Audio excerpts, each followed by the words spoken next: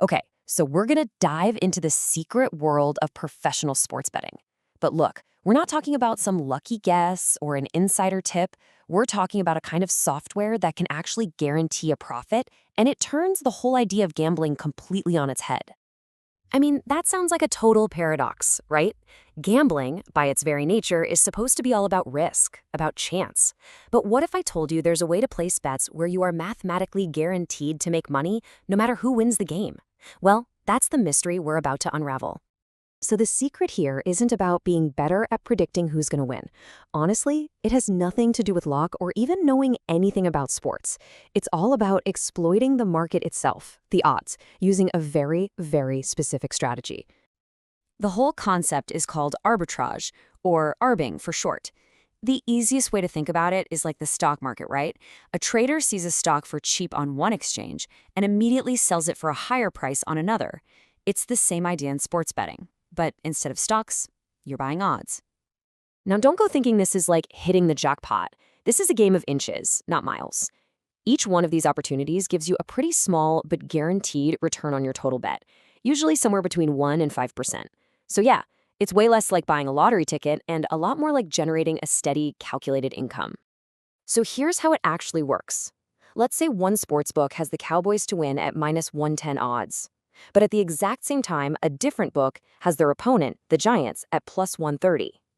That disagreement right there, that is the opportunity. By placing a carefully calculated bet on both teams across these two different sites, you've covered every possible outcome. You lock in a small profit no matter who actually wins the game. But, of course, there's a catch. These perfect little opportunities are like ghosts. They appear, and then they're gone in an instant. You could never, ever find them just by refreshing a bunch of web pages. And this is where that high-speed technology becomes a total game changer. And when I say they vanish, I mean it.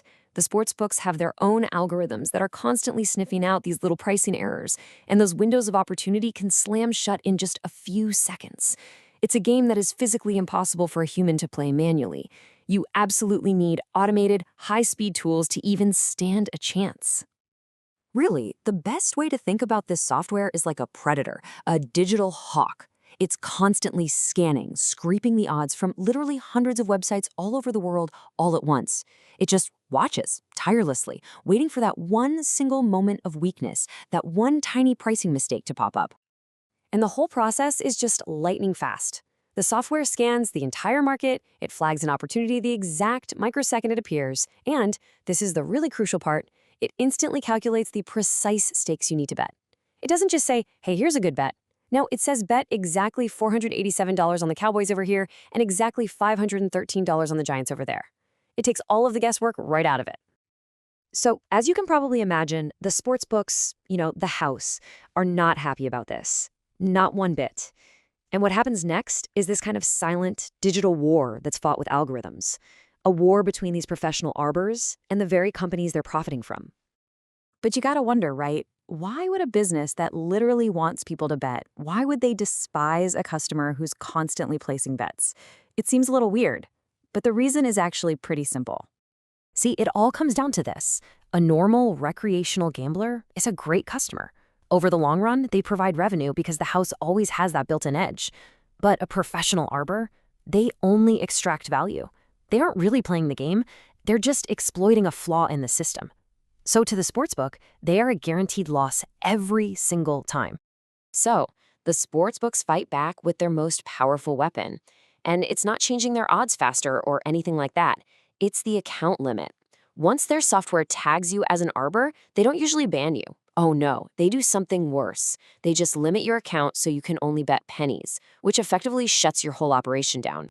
But you know what? The arms race doesn't stop there. The arbors have their own countermove. See, the next level of this software isn't just about finding the odds anymore. It's about staying invisible. It really does become this incredibly sophisticated, high-tech game of cat and mouse. The sportsbooks build better and better detection algorithms, and in response, the arbors build smarter and smarter software to mimic the one thing they are not, just an average, unprofitable gambler. And to stay hidden, this software gets ridiculously clever. I mean, it'll place dummy bets on totally random games just to create some noise in your betting history. It'll round its stakes, so instead of a precise number like $487, it bets a more human-looking $490. It can even simulate the physical movement of a mouse across the screen. It's basically digital camouflage at its absolute finest.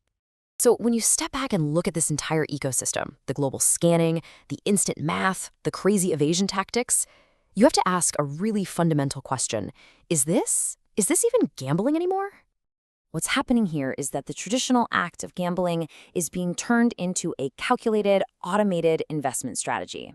You see, luck and risk have been systematically engineered right out of the equation. What's left behind looks a lot less like a bet on a football game and a whole lot more like a high-frequency trading algorithm you'd find on Wall Street. And that kind of leaves us with this final, pretty provocative thought. By using all this technology to guarantee a profit from what are basically temporary market flaws, are these arbors just really savvy investors who are playing the game better than anyone else? Or are they simply exploiting loopholes in a system that was never designed for them? I guess the answer really depends on which side of the bet you're on.